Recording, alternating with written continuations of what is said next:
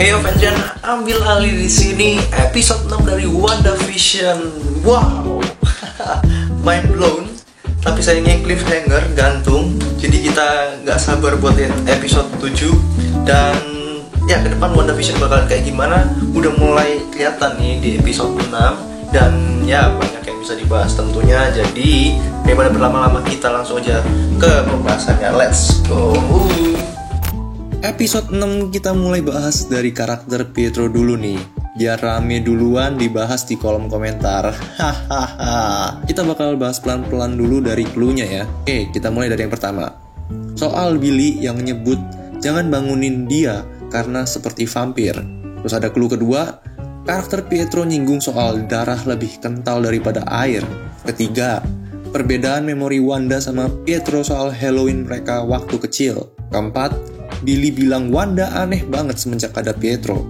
Yang kelima nih, terus waktu Billy Tommy mulai berburu permen, Pietro teriak, "Unleash hell, demon spawn." Bukankah ini unsur soal iblis, neraka? Hanya, Mephisto bukan ya? Kayaknya bukan deh. Ya, clue itu bisa aja tipuan ya. Kayak kita tahu Marvel sering kasih tipuan. Jadi sementara tetap yakinin dulu aja kalau Quicksilver ini beneran lah ya. Oke, kita lanjut ke topik episode 6 lainnya. Lagi-lagi Hayward makin kelihatan sifat antagonisnya.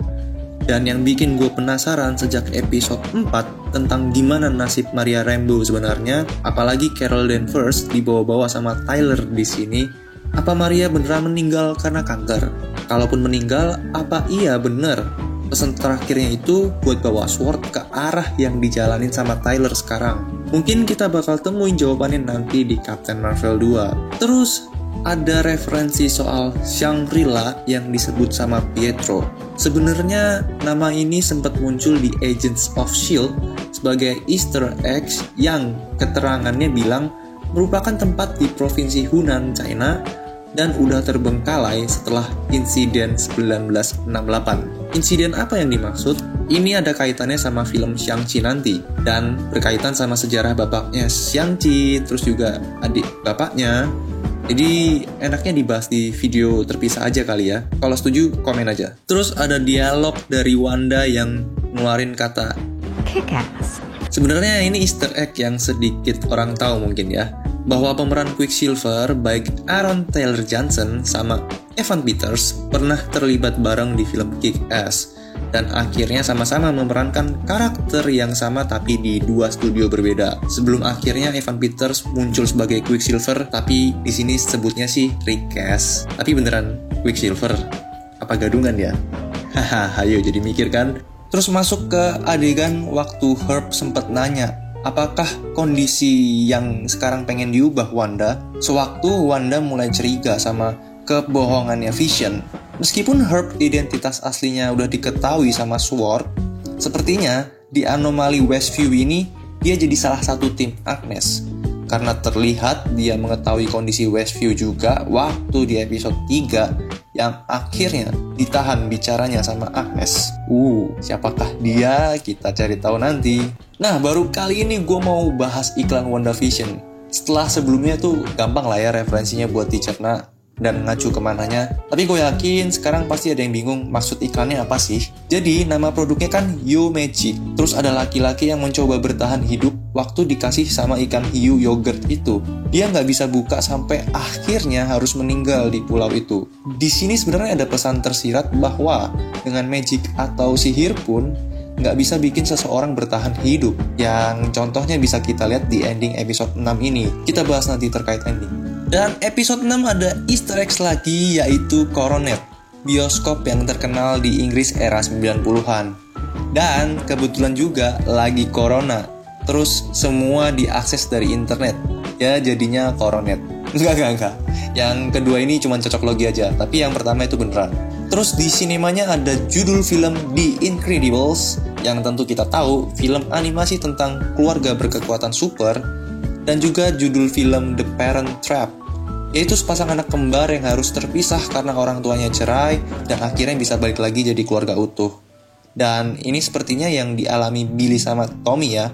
Kayak yang diceritain Tommy di awal bahwa WandaVision sering berbeda pendapat, atau ya istilahnya bertengkar lah ya. Kita lanjut ke sewaktu Vision mencoba ke Alice Avenue. Dia memantau dari atas keanehan yang terjadi, dan kita bisa lihat ada kota yang masih beraktivitas seperti biasa, dan ada juga yang tidak. Apakah memang skenario yang Wanda bentuk ini terbatas? Meskipun cakupan Westview-nya tuh luas banget ya. Apalagi di akhir episode ini mulai diperpanjang nih kayak PSBB. Nah, ini yang menarik. Agnes. Seperti yang pernah gue jelasin di video soal bahas trailer WandaVision, semakin jelas bahwa dia ini penyihir sewaktu pakai kostum Halloween. Karena setiap karakter tuh pakai bentukan yang sama seperti di komiknya. Apalagi kemampuan Vision juga bikin Agnes nggak terlalu berbeda ya responnya, kayak waktunya dari Norm. Semakin seru aja nih buat bongkar identitas aslinya Agnes. Nah, ini yang disayangkan, rasa penasaran gue harus tertahan lagi, yaitu soal karakter Aerospace Engineer yang dibahas Monica waktu di episode 5, baru mau ditemuin sama dia nih. Tapi kayaknya nanti baru muncul di episode 7 ya. Makin penasaran sama siapa Guy yang dimaksud. Karena Guy itu kan kalau di bahasa Inggris biasanya mengarah ke karakter cowok ya harusnya. Spekulasi kuat sih Reed Richards.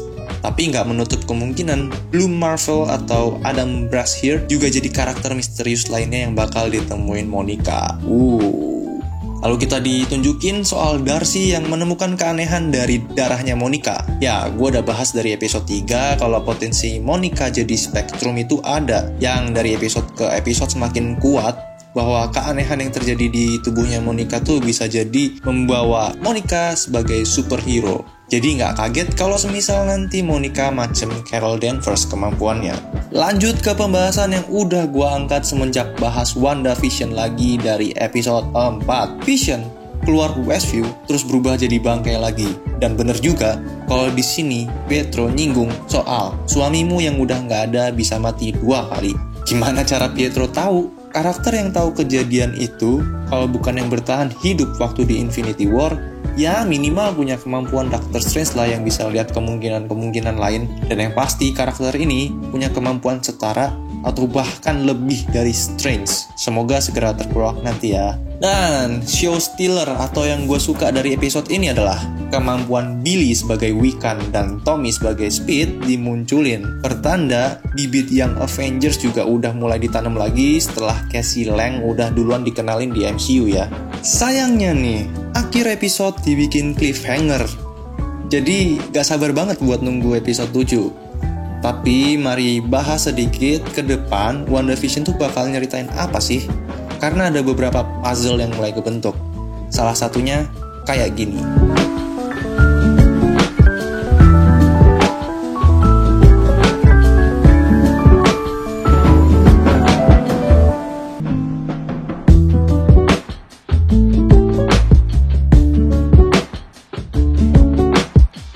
Ya, cerita gimana Hex kebentuk dan Vision bangkit pasti bakal ditampilin. Dan juga waktu Hex mulai bisa diatur secara normal anomalinya bakal jadi cerita episode-episode terakhirnya WandaVision.